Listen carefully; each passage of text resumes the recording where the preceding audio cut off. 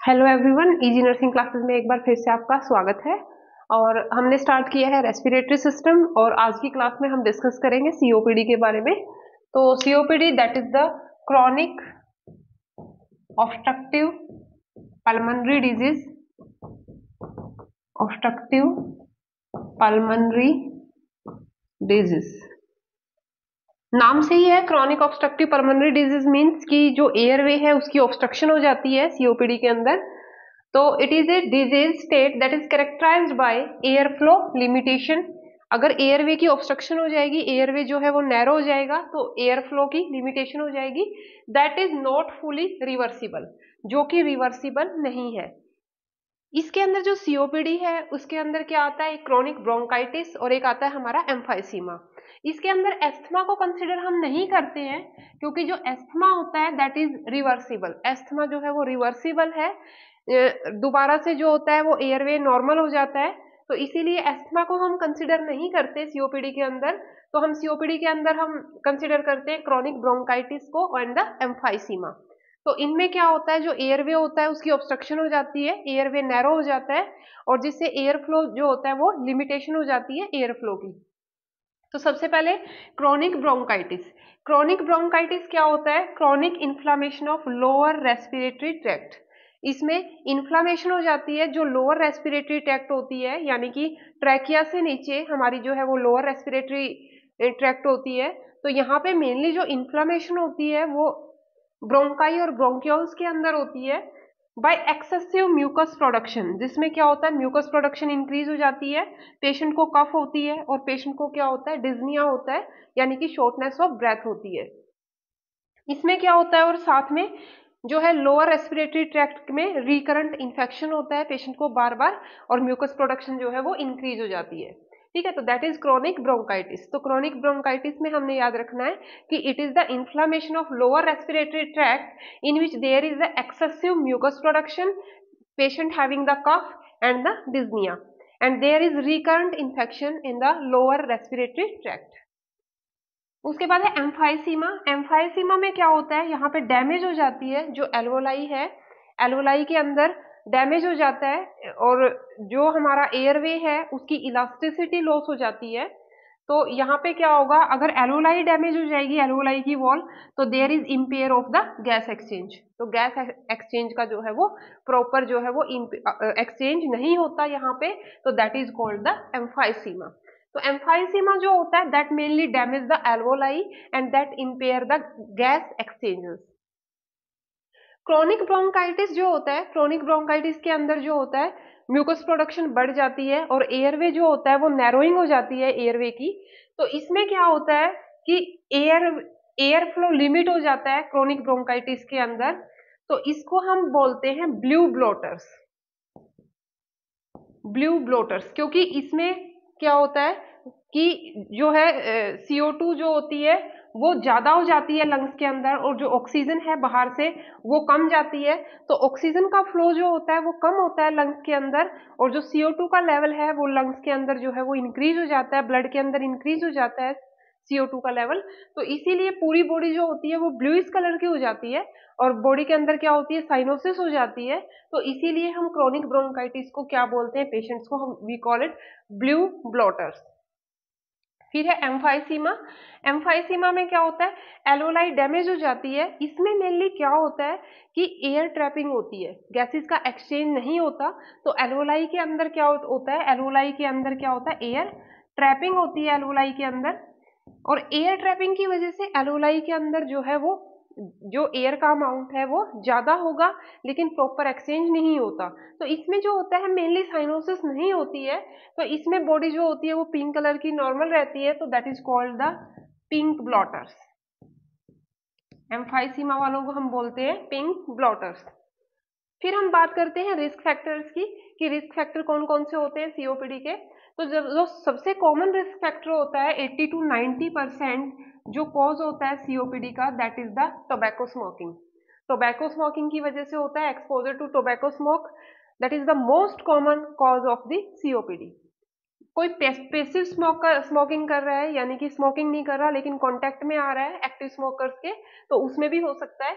Occupational exposure है किसी का, ऑक्यूपेशन ऐसा है तो उसकी वजह से भी इन्फ्लामेशन हो जाती है एयरवे के अंदर। कई बार एयर पोल्यूशन की वजह से हो सकता है सीओपीडी, या फिर कोई जेनेटिक एबनॉर्मेलिटी है, जैसे कि by birth there is deficiency of alpha 1 antitrypsin. तो बाय बर्थ अल्फा 1 एंटीट्रिप्सिन की डेफिशिएंसी हो जाती है, और जिससे जो होता है इलास्टिन प्रोटीन जो होती है वो ब्रेक डाउन हो जाती है, और जो इलास्टिसिटी है एयरवे की, तो वो दोबारा से जो होती है वो रिकॉल नहीं होती है। तो genetic abnormality, that is the deficiency of alpha 1 antitrypsin.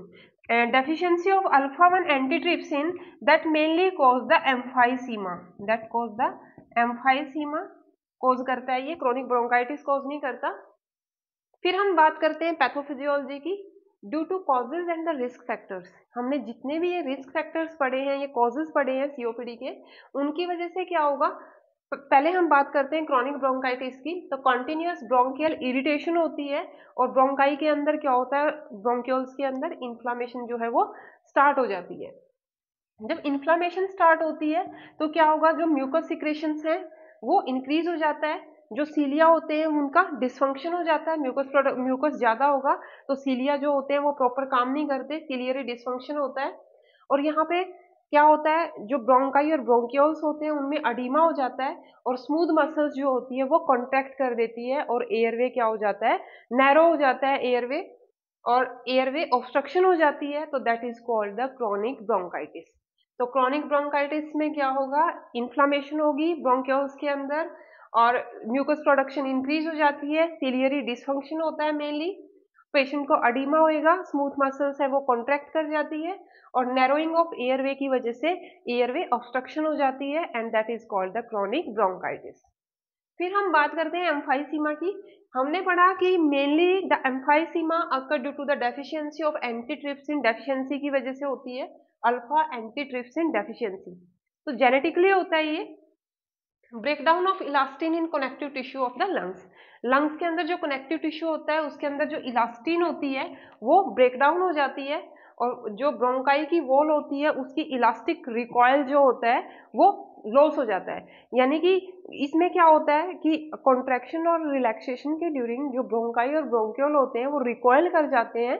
जब डायलेट करेंगे, कॉन्ट्रैक्ट करते हैं, तो वो अपने नॉर्मल साइज में आ जाते हैं रिकॉयल होके। तो यहाँ पे क्या होता है, इलास्टिन के ब्रेकडाउन की वजह से जो ब्रोंकाई है वो रिकॉल नहीं होते नॉर्मली, इलास्टिसिटी उनकी लूज हो जाती है, and the destruction of alveolar wall, जिससे एल्वोलाई की जो वॉल होती है उसकी डिस्ट्रक्शन हो जाती है, एयर स्पेस जो होता है वो इंक्रीज हो जाता है, एल्वोलाई के अंदर डायलेटेशन हो जाती है, जिससे कि क्या होता है वहां पे एयर ट्रैपिंग होती है, एयर ट्रैप कर जाती है, और इम्पेयर द गैस एक्सचेंज। अगर वॉल डिस्ट्रक्शन होगी एल्वोलाई की तो वहां पे जो गैसेस का एक्सचेंज है वो भी इम्पेयर हो जाता है, and that cause the emphysema. तो एम्फाइसीमा जो होता है that mainly impair the exchange of the gases due to the destruction of wall of alveoli. तो एम्फाइसीमा में एल्वोलाई की वॉल जो होती है वो डैमेज हो जाती है, और जिसकी वजह से जो गैसेस का एक्सचेंज है वो इम्पेयर हो जाता है एम्फाइसीमा के अंदर। तो that is all about the pathophysiology of chronic bronchitis and the emphysema. उसके बाद है क्लिनिकल मैनिफेस्टेशन ऑफ सीओपीडी। तो जो सीओपीडी के 3 प्राइमरी सिम्टम्स होते हैं that is cough, sputum production and the डिज्निया on exertion. These are the 3 primary symptoms of the COPD. इसके अलावा पेशेंट क्या होता है कि फटीग फील करता है, तो वेट लॉस होता है पेशेंट के अंदर, फटीग फील होती है, और गैसेस का प्रॉपर एक्सचेंज नहीं हो रहा है तो साइनोसिस हो जाती है पेशेंट को, और अगर रेस्पिरेटरी इन्फेक्शन है साथ में तो पेशेंट को जो है वो फीवर भी हो जाता है। तो these are the clinical manifestation of COPD. इसमें आपने 3 जो है मेन सिम्टम्स ये याद रखने हैं, cough, sputum production and the डिज्निया on exertion. उसके बाद है डायग्नोसिस ऑफ सीओपीडी। तो सबसे पहले पेशेंट की हम हिस्ट्री लेते हैं कि पेशेंट को कोई पहले एस्थमा तो नहीं है, किसी तरह की कोई एलर्जी तो नहीं है, साइनोसाइटिस तो नहीं है, कोई नेजल पॉलिप तो नहीं है, नेजल डेविएशन तो नहीं है। तो ये सारी हिस्ट्री हम पेशेंट की लेते हैं, और पेशेंट की हम लेंगे कि कोई फैमिली हिस्ट्री तो नहीं है पहले सीओपीडी की, और किस टाइप के सिम्टम्स जो है वो पेशेंट को आ रहे हैं। तो पेशेंट की हिस्ट्री लेंगे रिगार्डिंग द सिम्टम्स, और उसके बाद पल्मोनरी फंक्शन टेस्ट हम करते होते हैं पेशेंट के सीओपीडी को डायग्नोज करने के लिए, पल्मोनरी फंक्शन टेस्ट। स्पायरोमेट्री करते हैं। स्पायरोमेट्री में हम देखते हैं कि ड्यूरिंग एक्सर्शन जो है वो एयर फ्लो कितना है, तो स्पायरोमेट्री से हमें एयर ऑब्स्ट्रक्शन का पता लग जाता है कि एयर ऑब्स्ट्रक्शन कितनी है। आर्टेरियल ब्लड गैस एनालिसिस करेंगे, ये हम इवेलुएट करते हैं कि ब्लड के अंदर ऑक्सीजन का पार्शियल प्रेशर कितना है और CO2 का पार्शियल प्रेशर कितना है। तो इससे हमें आइडिया आ जाता है कि गैसेस का एक्सचेंज जो है वो कितना हो रखा है लंग्स के अंदर through the arterial blood gas analysis. Chest x-ray कराएंगे पेशेंट का, और साथ में हम स्क्रीनिंग करते होते हैं अल्फा 1 एंटीट्रिप्सिन डेफिशिएंसी। तो ये हम टेस्ट करेंगे कि अल्फा 1 एंटीट्रिप्सिन डेफिशिएंसी तो नहीं है। तो ये हम किन केसेस में करेंगे, जिन केसेस में COPD की अगर फैमिली हिस्ट्री है, अगर पेशेंट बात कर रहा है फैमिली हिस्ट्री की COPD की, तो उन केसेस में हम क्या करेंगे, अल्फा 1 एंटीट्रिप्सिन डेफिशिएंसी जो है वो हम देखेंगे, क्योंकि पेशेंट को एम्फाइसीमा हो सकता है। फिर हम बात करते हैं कॉम्प्लिकेशंस की। तो कॉम्प्लिकेशंस में क्या हो सकता है, पेशेंट को रेस्पिरेटरी फेलियर हो सकता है, क्योंकि एयरवे ऑब्स्ट्रक्शन हो रखी है, एयर प्रॉपर अंदर नहीं जा रही, गैसेस का एक्सचेंज नहीं हो रहा है, तो रेस्पिरेटरी फेलियर हो सकता है पेशेंट को। निमोनिया हो सकता है पेशेंट को, रेस्पिरेटरी इन्फेक्शंस हो सकते हैं, राइट साइडेड हार्ट फेलियर हो सकता है, क्योंकि गैसेस का एक्सचेंज नहीं हो रहा है तो ब्लड ऑक्सीजनेट नहीं हो रहा, तो हार्ट जो है ज्यादा ब्लड पंप करता है लंग्स के अंदर थ्रू द पल्मोनरी आर्टरी, तो राइट साइडेड हार्ट फेलियर हो जाता है, बार बार जो है ब्लड को पुश करता है। और साथ में क्या होगी, बार बार जो है पल्मोनरी आर्टरी के अंदर ब्लड को पंप कर रहा है राइट वेंट्रिकल, तो साथ में क्या हो जाती है, पेशेंट को पल्मोनरी हाइपरटेंशन हो जाती है। तो COPD का पेशेंट है तो उसको साथ में राइट साइडेड हार्ट फेलियर होता है, और साथ में क्या होगी, उसको पल्मोनरी हाइपरटेंशन हो जाती है। इसके अलावा पेशेंट को क्या होगा, एंजाइटी होगी, और साथ में जो पेशेंट है वो डिप्रेस्ड हो जाता है, COPD का पेशेंट है जो।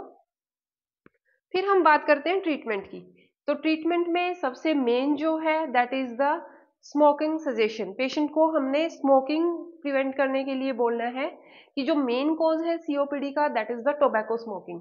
तो हमने पेशेंट को ये एडवाइस करना है कि उसने स्मोकिंग नहीं करनी है। तो सबसे पहले जो मेन रिस्क फैक्टर है COPD का, उसको हमने क्या करना है, रिड्यूस करना है। उसके बाद हम देते हैं ब्रोंकोडाइलेटर्स। हम डिटेल में पढ़ चुके हैं ब्रोंकोडाइलेटर्स के बारे में, एस्थमा की हमने मेडिसिन की थी, वहां पे हम ब्रोंकोडाइलेटर्स के बारे में डिस्कस कर चुके हैं। तो ब्रोंकोडाइलेटर्स देंगे तो ये क्या करेंगे, एयरवे को डायलेट कर देते हैं। जो एयरवे ऑब्स्ट्रक्शन हो रखी है तो डायलेट होने की वजह से जो एयर है वो लंग्स तक पहुंच जाती है। तो एयर ब्रोंकोडाइलेटर हम किसके थ्रू देंगे, MDI के थ्रू देते हैं, मीटर डोज इनहेलर। और ब्रोंकोडाइलेटर और किसके थ्रू हम दे सकते हैं, तो थ्रू द नेबुलाइजर। तो ब्रोंकोडाइलेटर में हम पढ़ चुके हैं साल्ब्यूटामोल ब्रोंकोडाइलेटर है, थियोफाइलिन, अमाइनोफाइलिन, आइप्राट्रोपियम ब्रोमाइड, फॉर्मिट्रोल, ब्यूडिनोसाइड, ये सारे के, ब्यूडिनोसाइड कॉर्टिकोस्टेरॉइड में आता है, तो ब्रोंकोडाइलेटर है साल्ब्यूटामोल। उसके बाद है कॉर्टिकोस्टेरॉइड्स।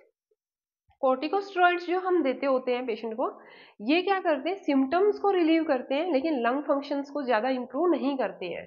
तो पेशेंट को सिम्टम्स COPD के ज्यादा आ रहे हैं, ब्रीदिंग में प्रॉब्लम हो रही है, तो हम क्या करेंगे, साथ में कॉर्टिकोस्टेरॉइड्स देंगे, तो ये इन्फ्लामेशन को रिड्यूस कर देते हैं लंग्स के अंदर। तो हम पेशेंट को साथ में क्या देते होते हैं, कॉर्टिकोस्टेरॉइड भी हम देते हैं। तो मेडिसिन में mainly bronchodilator and the corticosteroids. अगर पेशेंट को रेस्पिरेटरी इन्फेक्शन साथ में हो रखा है तो हम एंटीबायोटिक जो है वो भी पेशेंट की क्या करेंगे, स्टार्ट करेंगे साथ में। इसके अलावा हमने क्या करना है, सिम्टम्स को, जो सिम्टम्स हैं COPD के उनको रिड्यूस करना है, मॉर्टेलिटी मॉर्बिडिटी को हमने रिड्यूस करना है, और पेशेंट को रिहेबिलिटेट करना है। पेशेंट को के जो सिम्टम्स हैं मेनली उनको हमने रिलीव करने की हम कोशिश करते हैं COPD के केस में। तो that is all about the COPD। तो क्लासेस को ज़्यादा से ज़्यादा लाइक कीजिए, सब्सक्राइब कीजिए। Thank you so much.